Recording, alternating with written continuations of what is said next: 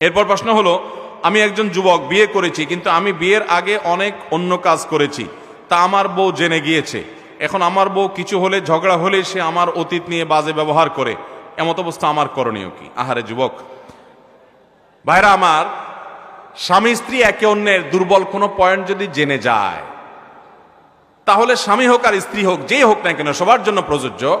দুর্বল কোনো পয়েন্ট পেয়ে গেলে সেটা নিয়ে খোঁচাখুচি করা, খোঁটা দেওয়া, ঝগড়ার সময় আপনার শত্রুতা উদ্ধার করা, এটা সম্পূর্ণ গুনাহ এবং নাজায়েজ কথা।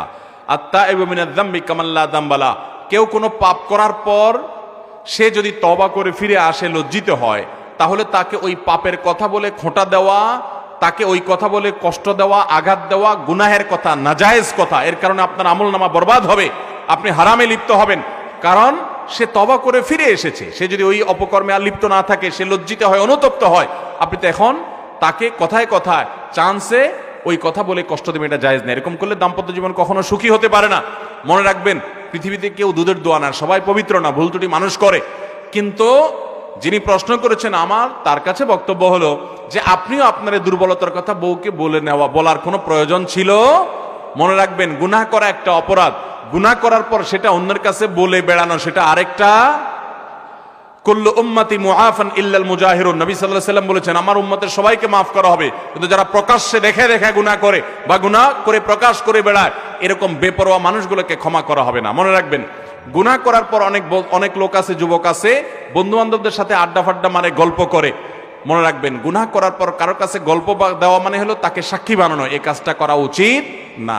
কিন্তু আপনি জেনে গেছেন কোনোভাবে, বা তিনি বলে ফেলেছেন, এখন আপনি এই চান্সে তাকে বিভিন্ন সময় ঘায়েল করেন। সম্পূর্ণ অন্যায় কথা, গুনাহের কথা। সে গুনাহ করে যে অপরাধ করেছে, আপনি তাকে ঘায়েল করে একই অপরাধ করবেন। অতএব দাম্পত্য জীবনে সুখী হওয়ার জন্য ঝগড়াঝাটি হতেই পারে, কিন্তু এই সমস্ত ছোট লোকি কাজ কোনো ইমানদার করতে পারে না। আল্লাহ আমাদেরকে এই সমস্ত অন্যায় থেকে বেঁচে থাকার তৌফিক দান করুন। অনেকদিন ঝগড়া হলেই দেখবেন গালিগালাজ করে। মুনাফিকের 4টা আলামতের মধ্যে একটা হলো ইদা খাসামা ফাজারা। যখনই ঝগড়া হয় সে গালিগালাজ করে, গুনাহে লিপ্ত হয়ে যায়।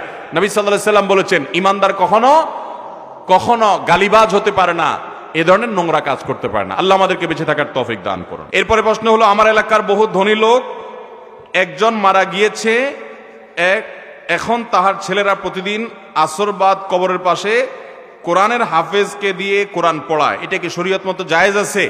ভাইরা আমার, আমরা অনেকে মা বাবার কবরের পাশে মাদ্রাসার ছাত্রদেরকে টাকা পয়সা দিয়ে ঠিক করি তারা যেন বসে বসে কোরআন শরীফ পড়ে, অথবা মা বাবা মৃত্যুর পর তাদের লাশের চারপাশে বসে বসে কোরআন শরীফ পড়বে, আমরা টাকা দিয়ে লোক ঠিক করি। অথবা এমনিতেই তাদের জায়গায় তারা বসে বসে কোরআন খতম পড়বে, কোরআনে কারীম তেলাওয়াত করবে, তার জন্য আমরা টাকা দেই। ভালো করে শুনে রাখেন, মৃত ব্যক্তিকে সওয়াব পাঠানোর উদ্দেশ্যে কবরের কাছে হোক, লাশের পাশে হোক, আর অন্য কোনো জায়গায় হোক, লোক ভাড়া করে এনে কোরআনে কারীম তেলাওয়াত করানো, এটা নাজায়েজ। এর কারণে মৃত ব্যক্তির লাভ হয় না, বরং আপনার গুনাহ হয়। আর যে তেলাওয়াত করে টাকা নেয় সে হুজুরও গুনাহগার হয়। কথা কি বুঝতে পারছি ভাইরা আমার?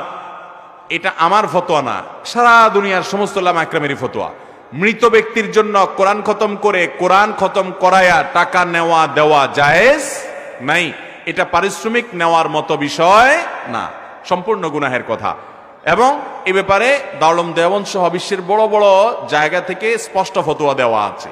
আমার দেশে হুজুররা অনেক সময় করে, মাদ্রাসার ছাত্ররা অনেক সময় করে। আরে ভাই, মৃত ব্যক্তির জন্য এমনি দোয়া করবে, আপনি এমনি দান সাদাকা করেন, কিন্তু লোক ভাড়া করে নেই ভাই, বিশেষ করে কবরস্থানে বসে বসে তেলাওয়াত করতে হবে, এই নির্দেশ কোরআন সুন্নাহয় কোথাও দেওয়া হয় নাই। কবরস্থানে যাবেন শুধু জিয়ারত করার জন্য। কিসের জন্য যাবেন? কবর জিয়ারত করার জন্য।